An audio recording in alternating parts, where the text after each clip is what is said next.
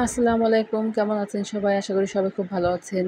আপনারা সবাই কম বেশি আমার ডেইলি লাইফের ব্লগ খুব পছন্দ করেন। কিন্তু আমি অসুস্থ থাকায় ডেইলি লাইফের ব্লগ ওইরকমভাবে করা হচ্ছে না। তো অনেকদিন পর একটা নতুন ভিডিও নিয়ে আসলাম আপনাদের মধ্যে। আমি আজকে সারাদিন কী করলাম, মানে ডে ইন মাই লাইফ আমি আজকে আপনাদের সাথে শেয়ার করব। সারাদিন কী করলাম। তো সকালবেলা ঘুম থেকে উঠে নাস্তা বানিয়ে নিচ্ছিলাম। হালকা পাতলাই নাস্তা বানাচ্ছিলাম। একটু ডিম চিনি দিয়ে ব্রেড ভাজি করে নিচ্ছিলাম।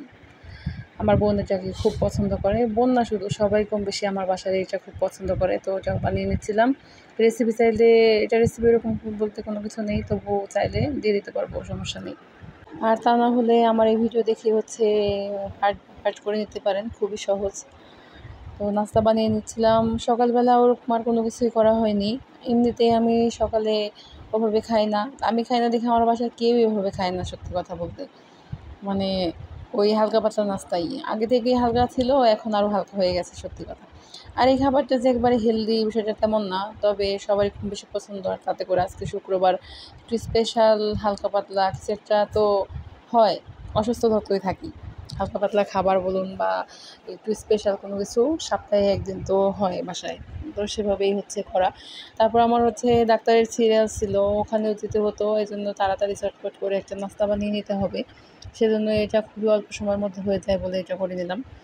তারপর তার কাটা যেয়ে গরুর মাংস নিয়ে আসছিল 2 কেজি সম্ভবত।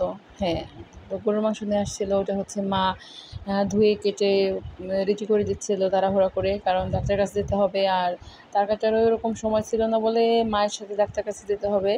তো এই জন্য মা তাড়াহুড়া করছিল যে রান্নাটা শেষ করে রেখে যাই, কারণ ডাক্তারের কাছে গেলেই তো বিশাল বড় লম্বা সিরিয়াল, কখন যে আসতে পারবো বাসায় ঠিক নেই। এই জন্য দুপুরে রান্নাটা কমপ্লিট করে দিতে চাচ্ছিলো।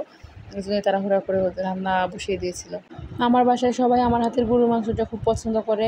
এই জন্য আমি সব মশলা টশলা দিয়ে মাখিয়ে কিছুক্ষণ রেখে দিয়েছিলাম। মানে নর্মালি আমি যেভাবে রান্না করি সেভাবেই চুই ঝাল দিয়ে রান্না করতেছিলাম। তারপর চলে গেছিলাম ডাক্তারের কাছে। বিশাল বড় সিরিয়াল, আগের দিন সিরিয়াল দেওয়ার পরেও অনেকক্ষণ বসে থাকতে হয়েছিল। ডাক্তারের ওটি ছিল, ওটিতে চলে গেছিলো। তারপর একটু টুকটাক কিছু শপিং করা ছিল, সেগুলো করতে গেছিলাম। ততক্ষণে চার কাটা চলে এসেছিলো। তার কাটার সাথে চলে গেছিলাম, মাকে বাসায় পাঠিয়ে দিয়েছিলাম। আব্বুর শরীর আবার খুব একটা ভালো না, মানে আমাদের বাসায় অসুস্থ রোগীর সংখ্যাই দেখি এখন বেশি। তো তারপরে হালকা পাতলা একটু বাজার করা ছিল। তো এখানে যেয়ে দেখি যেই জিনিসটাই ধরতেছিলাম সেই জিনিসটারই অনেক বেশি দাম। তারপর রেখে চলে আসছি, আর ওইভাবে নেওয়া হয় নাই। তো রাতে বাসায় চলে আসলাম, মানে সন্ধ্যা হয়ে গেছিলো ডাক্তার দেখে আসতে আসতে। রাতে বাসায় এসে দেখি মা রুটি বানিয়েছে, ওরে গরুর মাংস দিয়ে খাচ্ছিলাম। এই তো আমার ডেইলি লাইফের ব্লগ শেয়ার আসলেভাবে করতে পারতেছি না, শরীরটা খুব একটা ভালো না বলে। তো কেমন লাগলো সবাই জানাবেন, ভালো থাকবেন আর আমার জন্য দোয়া করবেন। আসসালামু আলাইকুম।